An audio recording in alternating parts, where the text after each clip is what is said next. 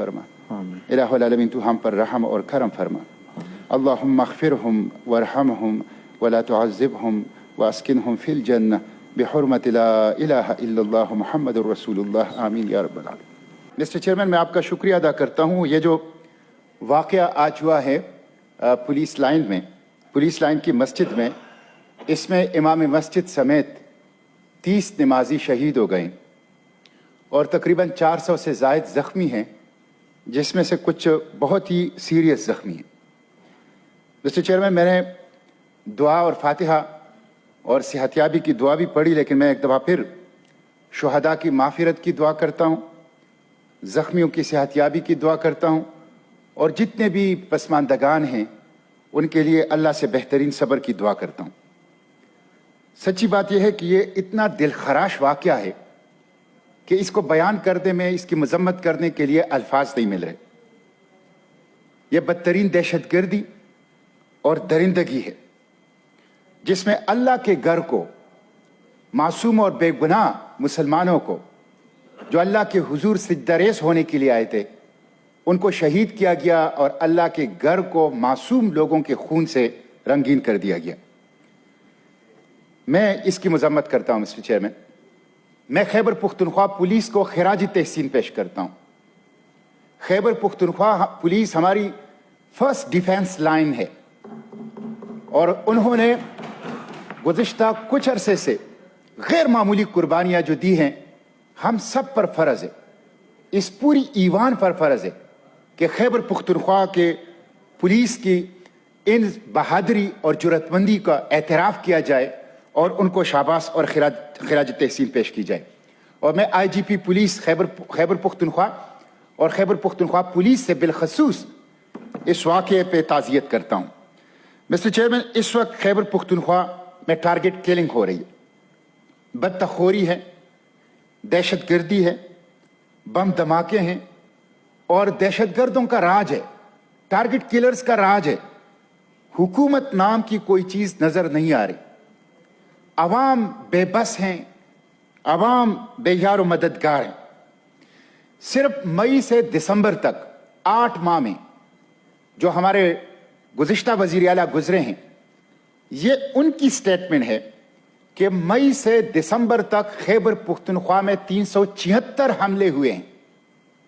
आप इससे अंदाजा कर सकते हैं कि खैबर पुख्तनख्वा मैदानी जंग है। खैबर पुख्तनख्वा के अवाम वो कत्ल हो रहे हैं और खैबर पुख्तनख्वा की सरजमीन वो खून से रंगीन है और खैबर पुख्तनख्वा का वजूद वो जख्मी है।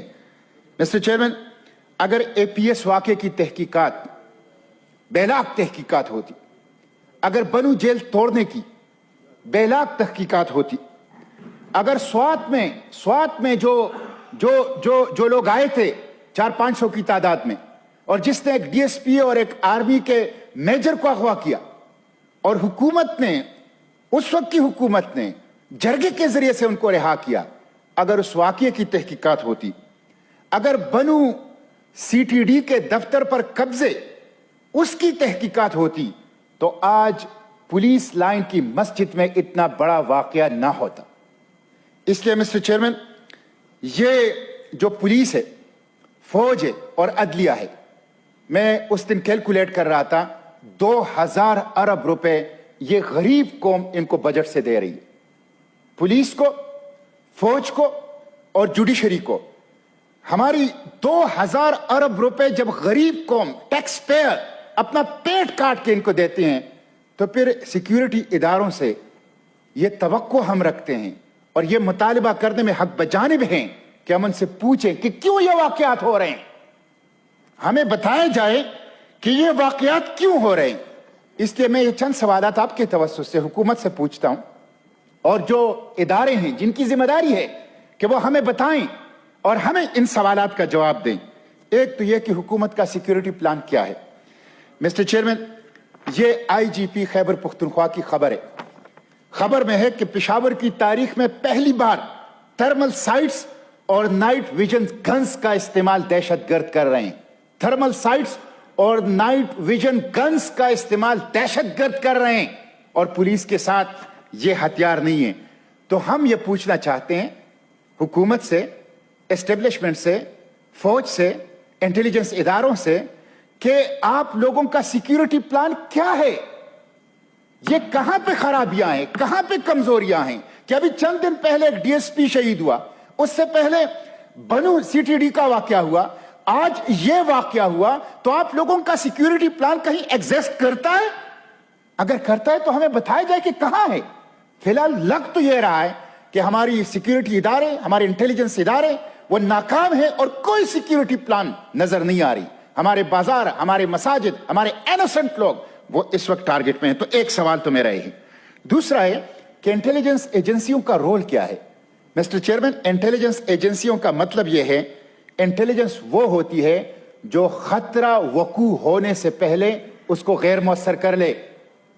खतरा वकू होने से पहले, वाकया होने से पहले उसको लोकेट करे और उसको वाकया ना होने दे। ये तो कहां, हमें तो कोई इंटेलिजेंस नजर नहीं आ रही। कहां है हमारी इंटेलिजेंस एजेंसियां कि जो रेड जोन के अंदर, पुलिस लाइन की मस्जिद के अंदर धमाके हो रहे हैं, तो कोई इंटेलिजेंस जो है वो हमें नजर नहीं आ रही। इस्लामाबाद समेत मुल्क में जो दहशतगर्दी के वाकयात हो रहे हैं और जो स्लीपर सेल्स हैं, हमें कहा जाता है स्लीपर सेल्स हैं, तो उन स्लीपर सेल्स को अनअर्थ करना और उनको खत्म करना, उसके लिए हुकूमत क्या कर रही है। और हमें जो कहा गया था कि अफगान सरजमीन पाकिस्तान के खिलाफ इस्तेमाल नहीं होगी, क्या हुकूमत हमें यह यकीन दहानी करा सकती है कि वाकई अफगान सरजमीन पाकिस्तान के खिलाफ इस्तेमाल नहीं हो रही। और मिस्टर चेयरमैन, मैं ये सवाल भी पूछ के अपनी गुफ्तगू समेटता हूं कि आपने बॉर्डर के ऊपर फेंसिंग कर ली, खारदार तार लगा दी, आपने बॉर्डर के ऊपर फौज बिठाया है, एफसी बिठाई है, आपकी इंटेलिजेंस एजेंसियां है, आपकी पुलिस है, आपकी सिविल एडमिनिस्ट्रेशन है, तो ये दहशतगर्द कैसे वाकयात करते हैं, कैसे ये बम धमाके करते हैं, कैसे हमारे लोग इनके आसान शिकार वो बन जाते हैं।